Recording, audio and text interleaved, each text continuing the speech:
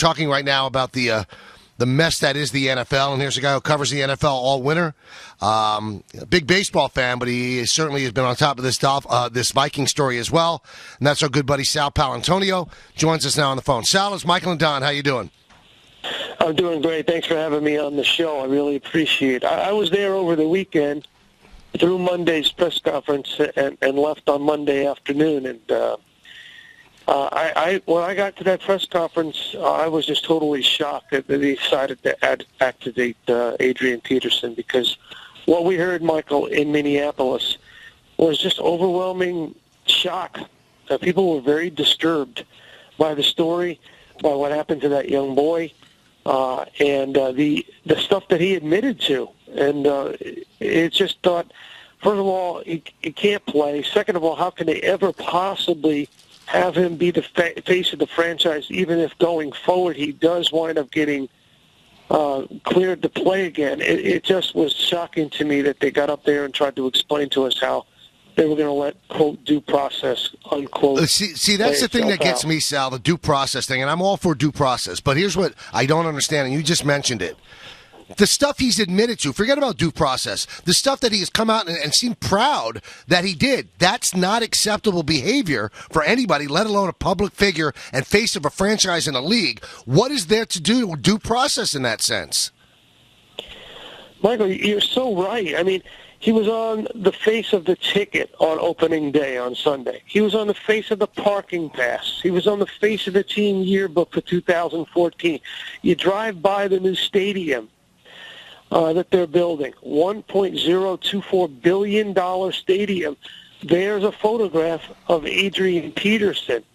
So when you're in that kind of position as a public figure and you're being marketed as a leading light in the community, it's an untenable situation, and I'm shocked that the Vikings thought that they could just go about their business while things got played out in court.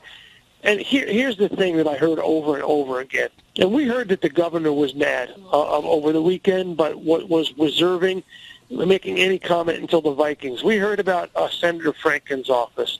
We heard about Child Protective Services all over. But just people that we talked to, here was the recurring question that we got. The one fundamental question. When is it ever acceptable parental behavior for a 220-pound man to beat a 4-year-old boy with a stick? It's never. It's never. So are they that tone deaf, or is it just the instinct, whether it's the league, whether it's the teams, is their instinct to win? What gives us the best chance to win? Or is it just the thing that they figure, you know what, this is football. Once we kick off, it's forgotten. Give it a week and it'll go away. I mean, there has to be, unless they're just bad people, there has to be some other motivating factor that leads them to make these types of mistakes. Yeah, it is extremely strange. Now they're putting themselves into a position where, again, they're reacting to events. And, you know, the thing about it is, you know, we know the Wilfs a little bit. They're from North Jersey. Mark and Ziggy Wilf, they're good people. And when you look at it, you say, okay, they did the right thing. They got ahead of it on Friday. They deactivated Peterson, where the Panthers were, you know, hell-bent on letting Greg Hardy play. And the Harbaughs and everybody in Baltimore was very forcefully in Ray Rice's corner right up until, you know, it was indisputable that the visual evidence was just, you know, you had to, you know, abandon ship on the guy. So the Wilfs they got ahead of it, and they had a meeting. And here's what I reported on SportsCenter all Sunday night. They had a meeting Sunday night. Their chief legal affairs administrator, their legal team from outside the Vikings, the guys on their legal payroll, the Wilf family, the GM, they were on the phone with the league. And Mike and Don, they still decided, after all these people, high-paid people who get paid a lot of money to make the right call, they all got the wrong call. And that was just amazing to me. They had to wait until Radisson a hotel chain, and other corporations forced them into doing the right thing.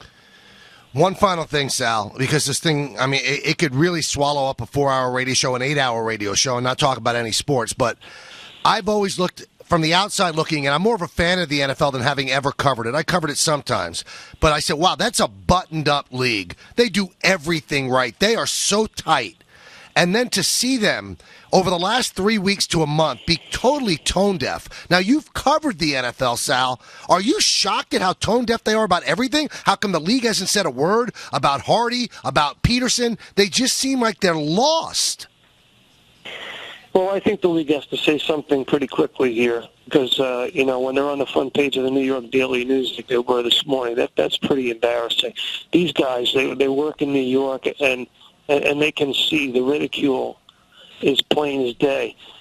But I'll go back to the two things that you said. You used the verb swallow.